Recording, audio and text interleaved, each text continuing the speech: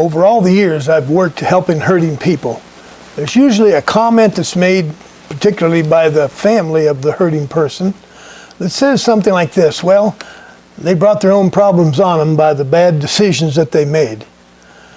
And that's kind of, I feel there's an unspoken belief that they have when they say things like that, that says if they could just learn to make better decisions, then all their problems would go away. And that's what I want to talk to you a few minutes about today, is what it takes to make a decision and why sometimes you have no control over the decisions that you make. And I'm not making excuses for people that are struggling with any kind of dependency or anything else. And I agree that poor decisions were made. But let's talk about the reality of making decisions. Do you realize there's more to making a decision than just the cognitive information that you have in front of you?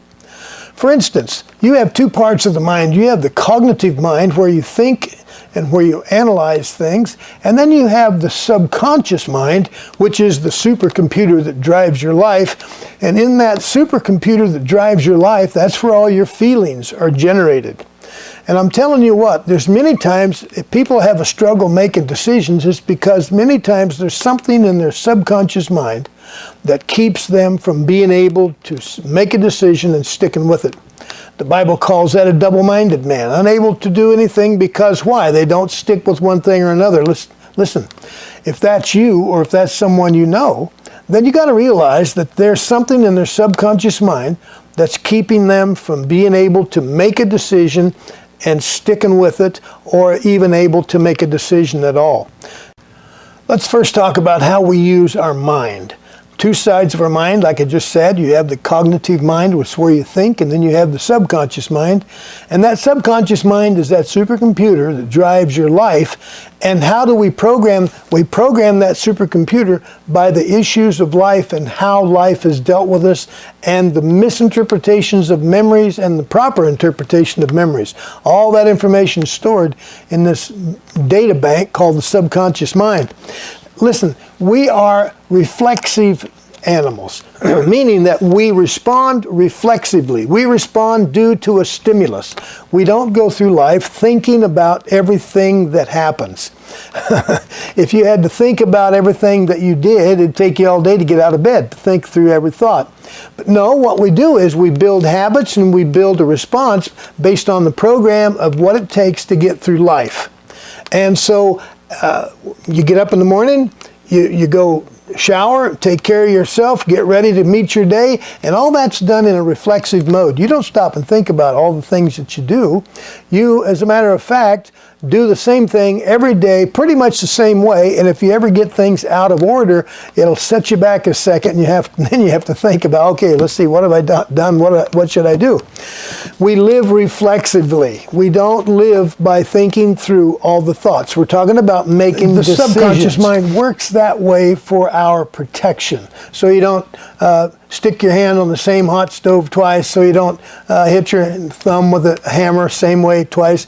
In other words, once you've programmed how to respond and the pain sorts things out from the pleasure, once you've been hurt, then your mind won't let you do the same thing again over and over and over. It keeps us from being twice bitten and so forth.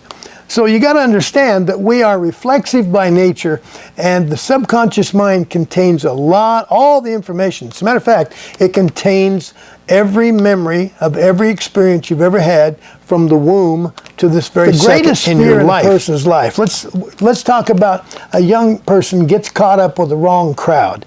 Typically, one of the greatest fears of a human being's life is afraid of being rejected. So now, what happens?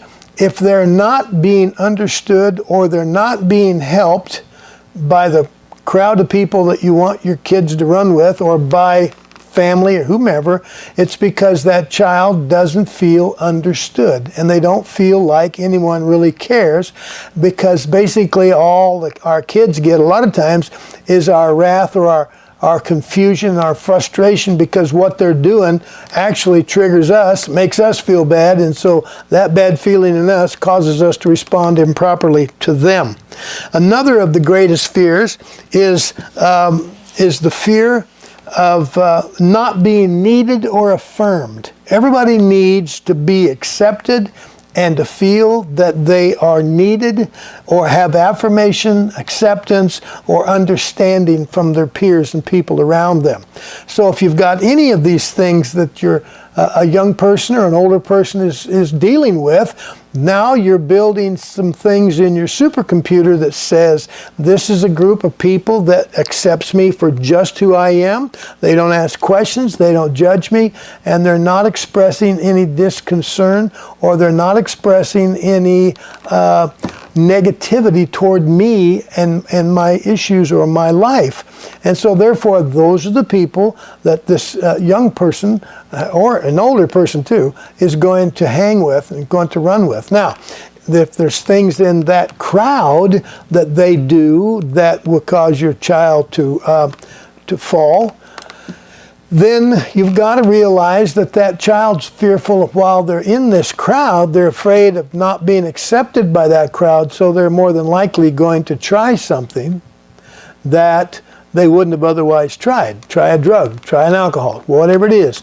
And they find out that that drug or alcohol, whatever it is they're doing, has a tendency to numb them from the pain that they felt. See, first of all, the reason they went with the wrong crowd is because of a negative feeling of being misunderstood with the crowd that you would rather have them run with. Secondly, once they're there, they are afraid that crowd's going to dismiss them, reject them, and so forth. So therefore, they're more than apt to try what that crowd introduces them to than to reject it or stand alone.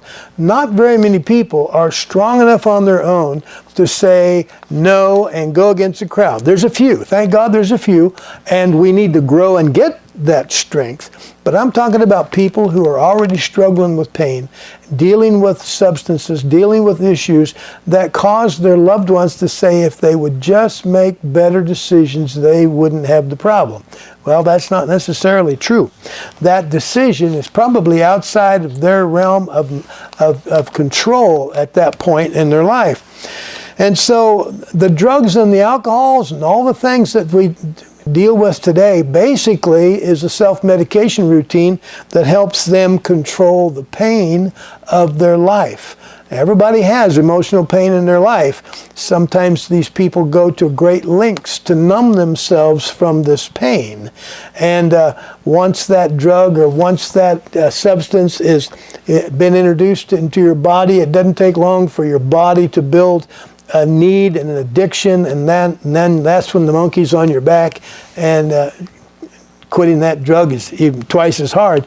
But it doesn't do any good to quit the drug unless you've gotten rid of the emotional pain that started it in the first place. Now, if they would just say no, remember the commercials for the kids, just say no. You realize they can't say no much of the time? Because they know that if they say no, then they're going to be rejected. That adds to their pain, adds to their fears and their frustrations of life. So then how do we help people that are struggling with addictions and struggling with these things? If telling them if they would make better decisions doesn't help them, then how do we help them? Well, first of all, help them realize that they're probably driven to this decision and they did not make it willingly. That they're driven, and that they're dealing with an emotional pain that maybe you don't feel, but you've got to help them understand that you understand they're hurting, and when they're tired of hurting, that there is ways they can be healed. So if you can quit responding to how their problem makes you feel. Now, if you can't quit responding that way, then you need help in dealing with what their addiction's making you feel. You see, again, they're all caused by lies believed to be true in your subconscious mind, and only Jesus, only God can show you where that lie was planted and then give you the truth that'll erase the lie. Listen, I've been doing this a long time, and if you're dealing with something like this, or you have a loved one that's dealing with something they can't get a hold of, I want you to recognize there is hope. But you've got to build that relationship with God. And if you don't know how to do that, let me know. See, email me right there below. There's my email address. Email me and tell me the issue and let me interact with you and converse with you, I can help you find help, because there is help out there. But comments like, if they just make better decisions, they'd be better. That's not a true decision. Friends, I'm here to encourage you. There is help for people like this. There's help for you if you can't deal with your response to their hurts. There's an answer. Give me an email. Let me know. I'm here to help you. I want you to know there's hope, and I can introduce you to that hope if you're struggling at all. So email me, subscribe to my channel, and there's a lot more coming. And everything I post is going to affect your life on a regular basis. I post every week, and every week what I post is something that's going to affect your life. So subscribe and communicate with me. I want to help you. I've got a lot of material out on my website. There's my web address right there. See that? There's my web address. Go out and look at that web address. A lot of books I've written out there on this very subject will help you. Get a hold of Your Pain is Showing. That's been a #1 seller. That's been a great book that's helped many, many people, and I know it'll help you. There's also a book out there called The Divine Remedy. God has a remedy for every situation that humanity can deal with. There's people who can't be physically healed. They believe in divine healing, but they don't seem to ever receive. And I'm telling you what, most of the time I've found people who've got emotional issues that keep them from believing, and therefore keeps them from receiving.